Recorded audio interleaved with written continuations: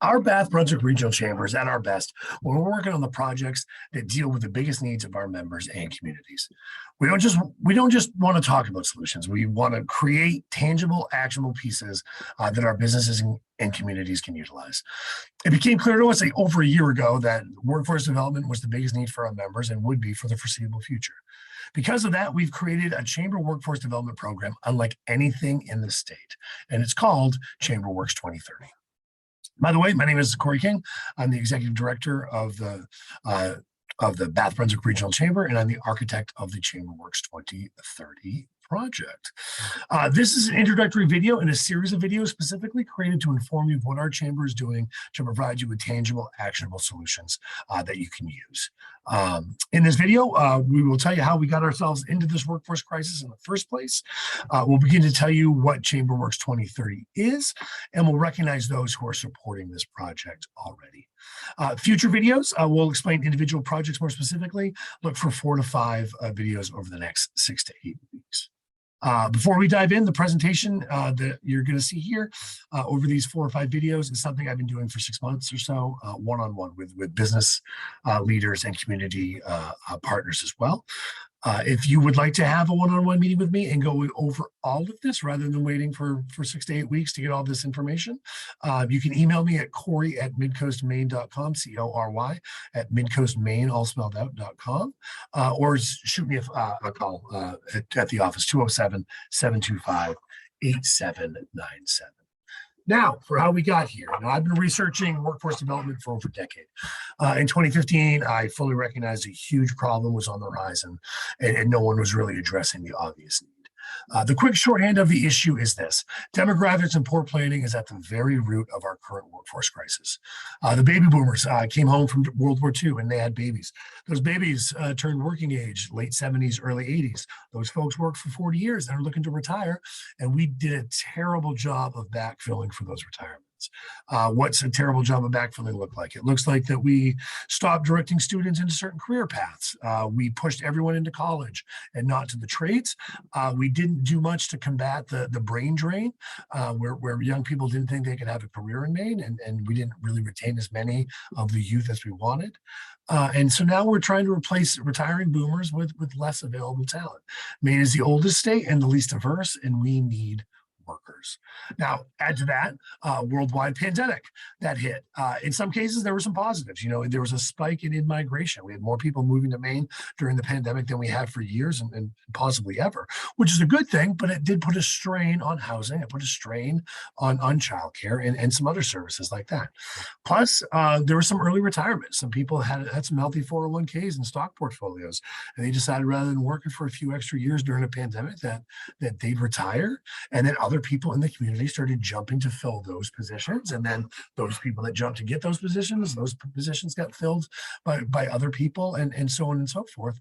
And why did people jump? People jump for a variety of reasons. Some just wanted a new challenge. Some wanted to be in an industry that was more pandemic proof, so they wouldn't lose their job. Again, if another pandemic hits. Some of them wanted a better work-life balance, which gets us into our third point, which is the acceleration of 21st century workplace trends. 2015 to 2020 saw a rise in flexible scheduling and remote work and those sorts of things, and those exploded during the pandemic. And if you were a business that didn't move quickly enough to make those adjustments, or your business model just doesn't support that, and you need people on site and you can't do remote, and you have shift work, you can't do flexible schedules, then you lost out in some cases when your employees jumped to places that had some of those things. So what now? Everyone's hiring. Nobody can find people. And those that we can find often don't have the skill sets that we're looking for, or they're available, but they're not interested in our particular industry, or they have societal barriers like childcare and transportation and housing. And so it makes it hard for them to get to work or live near work and all of that. So what do? Well, we could wait around, and let somebody else solve this for us. But that's kind of what we've been doing for 20 years. And we're actually the answer for this, because our workforce challenge is not one problem for one person or one group to solve.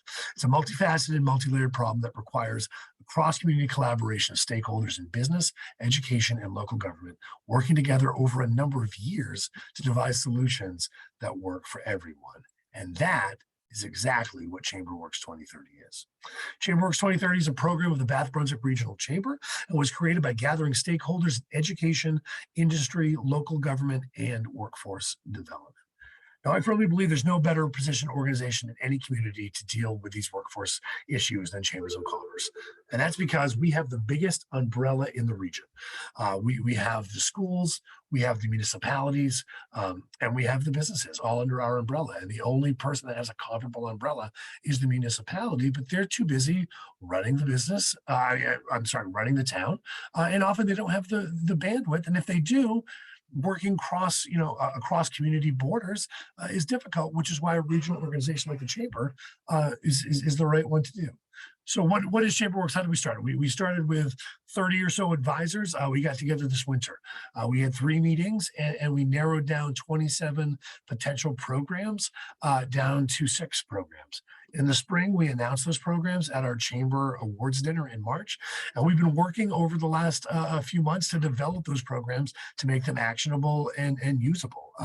Along the way, we had 3 other projects that emerged that are not programs unto themselves, but they're aspects of programs. There's certainly things that you can use that will help you. An example of that is for high school students. We set up an email forwarding thread where if you were hiring high school students, you sent one email to careers@midcoastmaine.com for your summer positions, and that got auto forwarded to Morse High School, Brunswick High School, Mount Ararat High School, and got right to the kids looking for work, and that's helped employ some people. So our timeline is we're going to have 4 to 6 of these programs ready by the end of August if everything goes right, and it's looking like it's going to go right. And that's incredibly exciting for us that we're going to be able to come and say, hey, you got a problem here? Try this, try this, try this, try this. And it's an actual solution rather than just hoping the right candidate walks through the door. Who's supporting us? It's important that you always know that. The Maine State Chamber recognizes the vital importance of this program and believes this is a model, when successful, that we'll be able to share with fellow regional chambers of commerce throughout Maine and New England. They've signed up as a ChamberWorks 2030 lead sponsor because they said there's nothing else like it, because it is solution-based and it will create tangible results, which is correct. Remax Riverside has also stepped up to be a ChamberWorks 2030 lead sponsor. We've also received support through our Cornerstone members. These are our businesses that support all the Chamber does in a year with an annual sponsorship, which includes dues and our programs. Darlings Brunswick Ford, Priority Real Estate Group. There's Remax Riverside again. Mid-Coast Parkview Health. Those are our top Cornerstone members. And then we also have in that program Bath Savings Institution, Machias Savings Bank stepped up this year to take that second tier, and then Sightlines and Pool and Construction are also some of our Cornerstone members. So thank you to all of them for supporting our work and supporting what we do. With that, our next video in the series, video number 2, we're going to be looking at the 3-bucket approach that we used in creating a full scope of potential programs and why that's important and what that all means.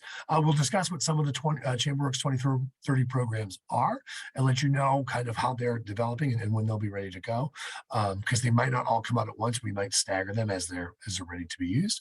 And we'll talk about how you can get involved with the project. So again, thank you for watching this. If you like this video, please share it. Take the YouTube link and send it around to anybody you want.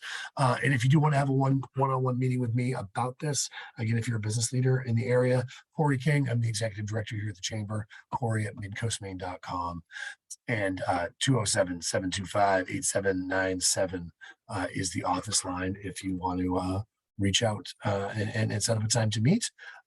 Besides that, thank you for listening, and we will see you soon.